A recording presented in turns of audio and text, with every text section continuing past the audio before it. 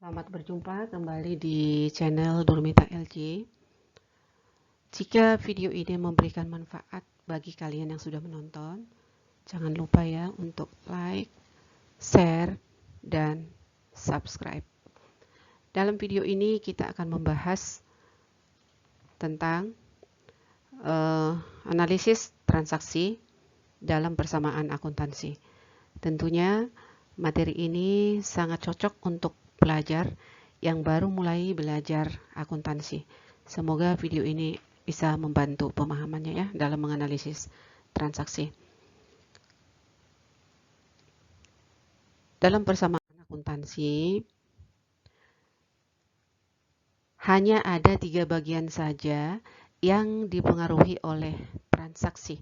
Ada 3 bagian yang dipengaruhi oleh transaksi, yaitu yang pertama, transaksi yang mengakibatkan perubahan terhadap harta dengan harta. Berarti dua-duanya yang dipengaruhi adalah harta. Misalnya, bagian yang pertama yang mempengaruhi harta dengan harta adalah pembelian harta secara tunai. Contoh transaksinya adalah dibeli peralatan kantor 5 juta. Analisis transaksi tersebut adalah peralatan bertambah senilai 5 juta dan kas berkurang 5 juta. Jadi di sini harta yang satu bertambah dan harta yang satunya berkurang. Kemudian di bagian yang kedua yang mempengaruhi harta dengan harta tetap masih saat perusahaan menerima piutang usaha. Contoh transaksinya, diterima piutang usaha atas pekerjaan bulan yang lalu senilai 7 juta. Pengaruh dari transaksi ini adalah kas bertambah 7 juta dan piutang usaha berkurang 7 juta. Jadi tetap mempengaruhi harta yang satu bertambah, harta yang satunya berkurang. Kemudian yang ketiga, penjualan harta secara tunai. Contoh transaksinya, perusahaan menjual sebidang tanah seharga 100 juta. Maka analisis transaksi ini, kasnya bertambah 100 juta dan tanah berkurang 100 juta. Jadi mempengaruhi harta dengan harta. Harta satunya bertambah dan harta satunya berkurang.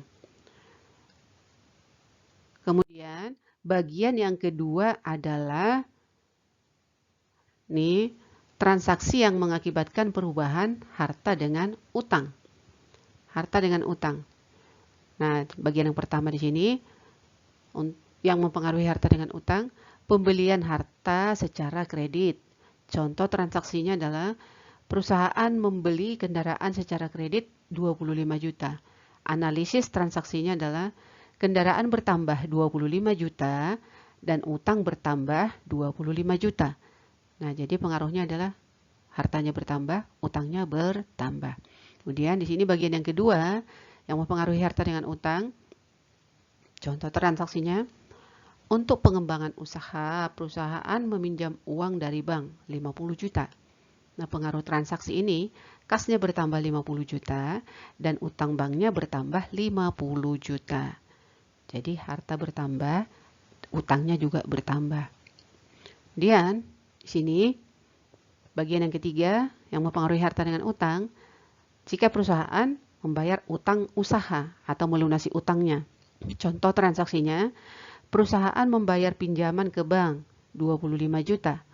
Maka analisis transaksinya adalah kas berkurang 25 juta, utang bank berkurang 25 juta. Jadi di sini mempengaruhi harta berkurang dan utang berkurang.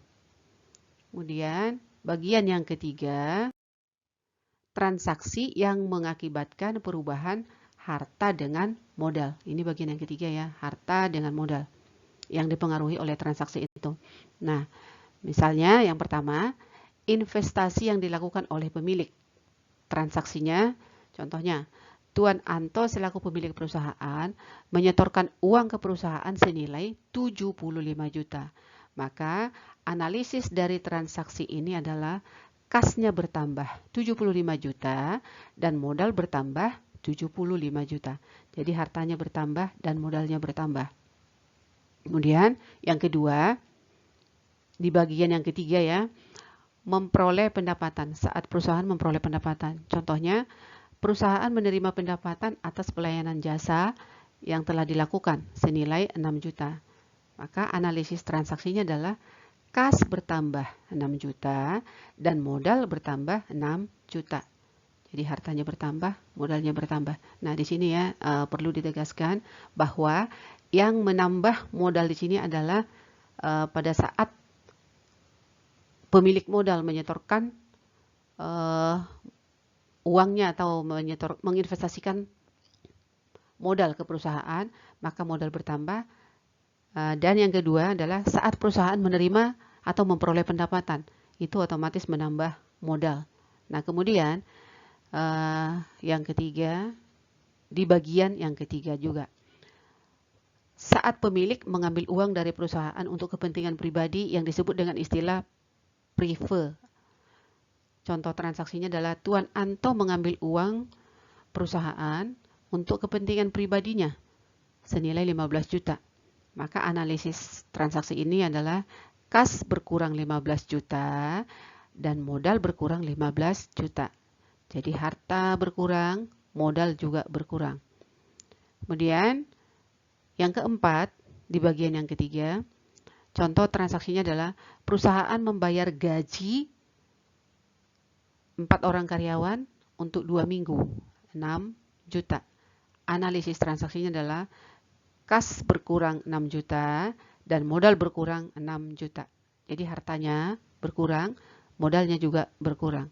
Nah, di sini yang mengakibatkan modal berkurang adalah saat terjadi pengambilan prefer ya. Ini modal berkurang. Kemudian saat perusahaan membayar beban-beban, banyak beban listrik, beban air, telepon dan sebagainya. Tapi di sini dicontohkan adalah beban gaji. Jadi saat perusahaan membayar beban, otomatis dia mengurangi modal, gitu ya. Jadi gampang kan? Nah, semoga video ini membantu kalian dalam pemahaman analisis transaksi dalam persamaan akuntansi.